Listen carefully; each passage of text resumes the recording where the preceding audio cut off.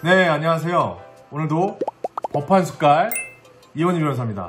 방역당국 우리 대한민국 의료진과 국민들의 힘으로 지긋지긋한 코로나 바이러스가 드디어 물러가나 싶었는데 난데없이 이태원 클럽 사태로 추가 확진자 폭탄이 터졌죠. 지금 신규 확진자만 140명이 넘는다고 합니다.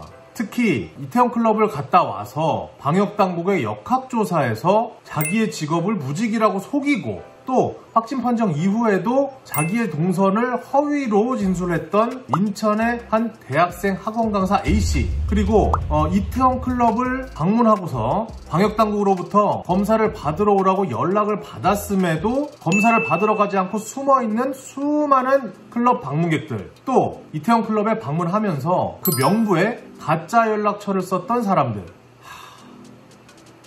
진짜 다들 좀 너무하지 않나요? 사람의 생명과 국가의 안전이 달려있는 문제인데 말이죠. 자, 그래서 오늘은 이들의 법적 책임이 무엇인지, 처벌을 할 수 있을 것인지를 알아보기 위해서 오늘도 법 한 숟갈 한번 떠보겠습니다.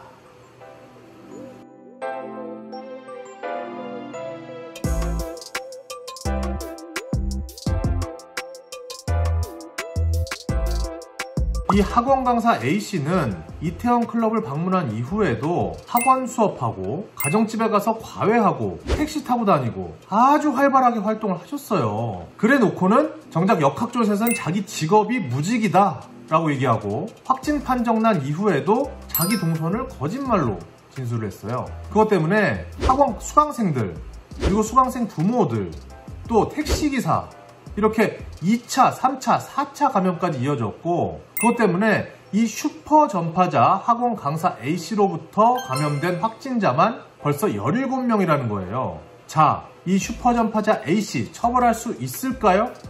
처벌할 수 있습니다. 현행 감염병 예방관리법에 따르면 정당한 사유 없이 역학조사를 방해하거나 거짓 진술하거나 고의로 사실을 누락 은폐할 경우에 2년 이하의 징역 또는 2천만 원 이하의 벌금에 처할 수 있습니다. 네, 그래서 실제로 오늘 인천시가 이 A씨를 경찰에 고발했다고 하죠. 처벌 수위는 어떻게 될까요? 이렇게 중요한 시기에 아주 중요한 정보를 거짓으로 진술하면서 이렇게 여러 명의 확진자들을 양산했다는 점을 고려하면 사실 지금 당장 구속영장의 청구 발부돼도 이상하지 않아요.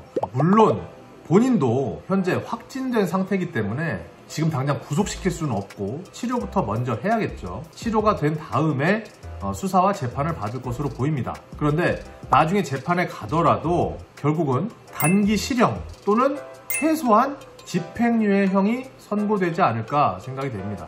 자, 그리고 이 A씨로부터 직접 감염된 확진자들로부터 민사상 손해배상 청구를 당할 수도 있어요.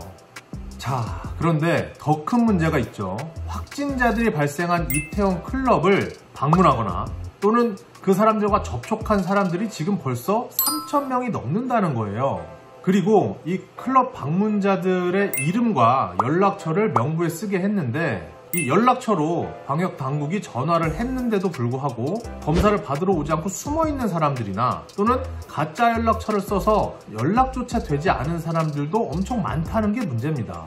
자, 이렇게 방역당국으로부터 연락을 받고 검사를 받아라 라고 하는 통보를 받았음에도 불구하고 검사를 받지 않고 숨어있는 사람들은 감염병 예방관리법에 따라서 200만 원 이하의 벌금형에 처해질 수 있습니다. 그리고 아까 학원 강사와 마찬가지로 본인이 이렇게 방역당국으로부터 검사를 받으러 와라 라고 연락을 받았다는 것은 본인이 확진자와 접촉했다거나 자가격리가 될 수도 있는 상황이라는 것을 알았다는 거잖아요. 그 사실을 알고도 사람들과 더 접촉을 해서 만약에 그 사람으로 인해서 다른 감염자가 발생을 했다라고 한다면 그 감염자들이 그 사람을 상대로 해서 민사상 손해배상을 청구할 수도 있어요. 자, 그러면 마지막으로 가짜 연락처를 썼던 사람들, 이 사람들이 문제입니다.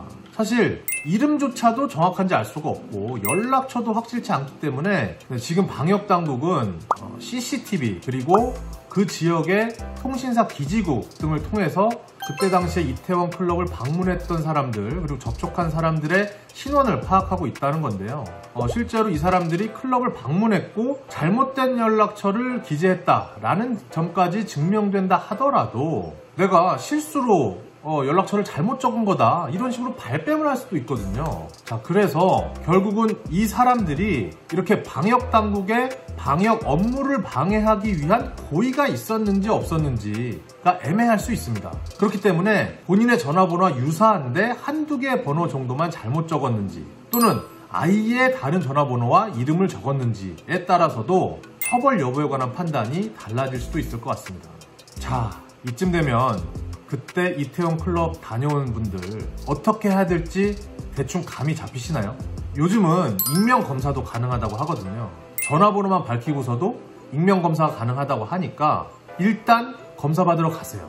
만약에 검사 안 받고 숨어 있다가 결국 들통나고 또 본인으로 인해서 또 다른 감염자, 확진자가 발생한다면 민사, 형사적으로 굉장히 골치 아파질 수 있습니다. 신속한 자진 검사만이 본인과 타인을 살리는 길입니다. 이상 법한 숟갈 이원희 변호사였습니다.